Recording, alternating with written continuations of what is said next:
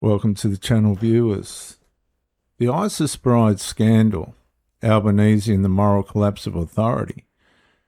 A behavioural-political analysis. I'm Dr. J.W. Ayub, theologist since 1994. Like and subscribe to help the channel, comment to educate me, and share the video to help somebody else. The father of the ISIS brides publicly thanked the Albanese government for bringing his daughter home. You can find that on Ben Fordham's Facebook page. Thanks, Ben. And with that single statement, the entire political contradiction exploded into public view, because the government has repeatedly attempted to minimise perception that it actively facilitated these returns. Yet now the father himself publicly frames the Albanese government as the mechanism of return. And that matters enormously, because Australians are now being forced to confront three competing realities simultaneously. Number one, the government publicly softening its operational role. Number two, the father openly thanking the government for at least some kind of contribution to bringing them back at whatever level. And ordinary citizens increasingly feeling they were never meaningfully consulted about this at all, in any way whatsoever.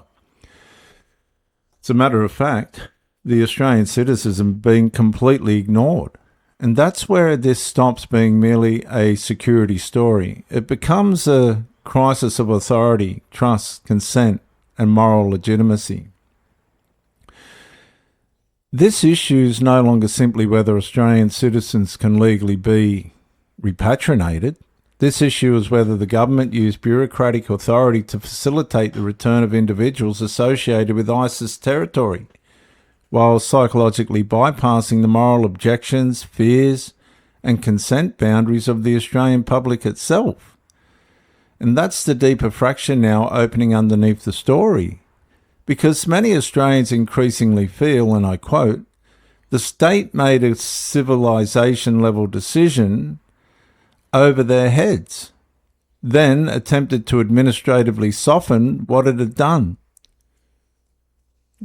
The father destroyed the political buffer when Ben Fordham revealed this statement.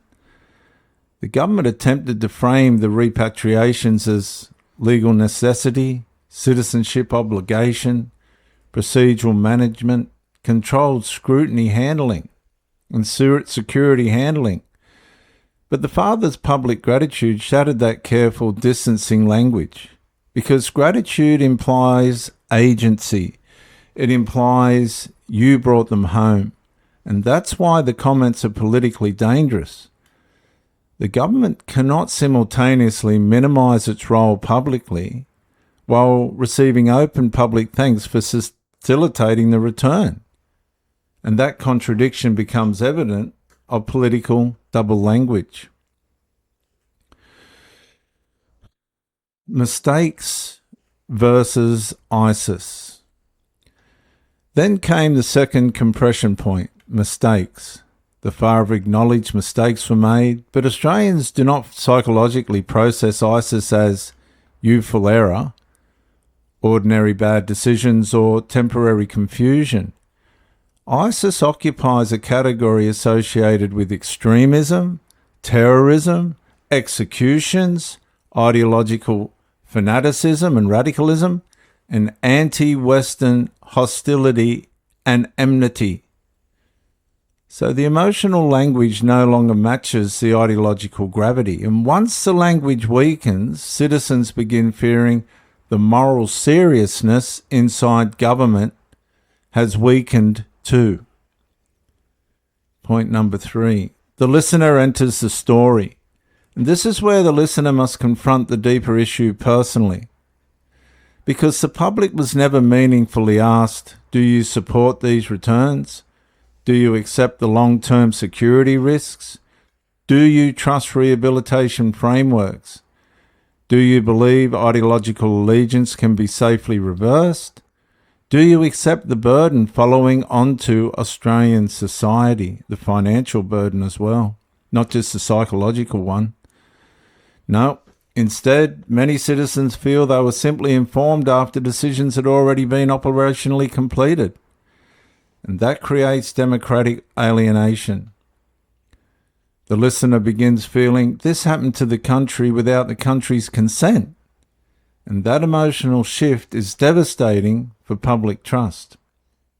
Point number 4, moral abuse of authority. Moral abuse of authority. This is where the issue becomes psychologically darker, because many Australians increasingly perceive moral pressure, emotional manipulation, bureaucratic paternalism inside the government's framing.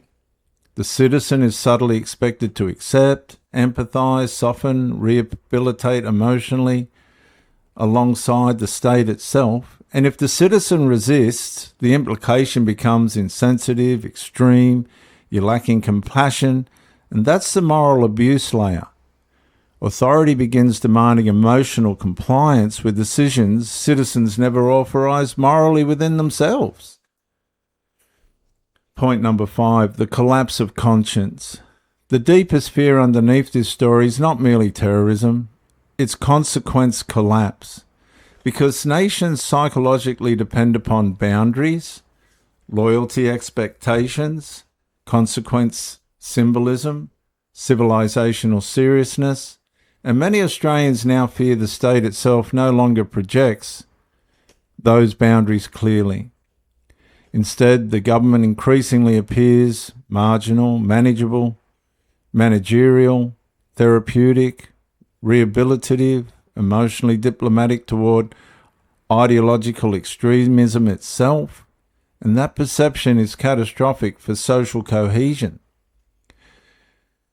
In closing, the ISIS BRIDES story exposed something much larger than repatriation for Australia.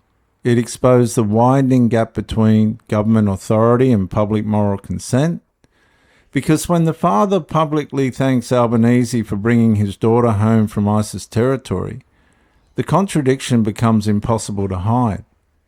The government publicly distances itself from operational ownership, while simultaneously receiving gratitude for the very thing it claims not to have meaningfully facilitated. And millions of Australians are left asking, who exactly authorised this moral decision and direction for the country? I mean, viewers, you can go out and park in the wrong place and you're going to get fined $300, $400, $500 and lose points off your licence. This government's flying in terrorists. People are associated with murder, radicalism, fanaticism, terrorism. And we're paying for it. So my final line, and I ask you to listen very carefully. A government begins losing legitimacy when it exercises civilization-level authority over public objection, softens the language surrounding extremism, and then expects citizens, Australian citizens, to emotionally comply with decisions they never truly consented to or wanted to carry or be associated with in the first place. I'm Dr. J.W. Ayub, theologist since 1994. Like and subscribe to help the channel, comment to educate me, and share the video to help somebody else.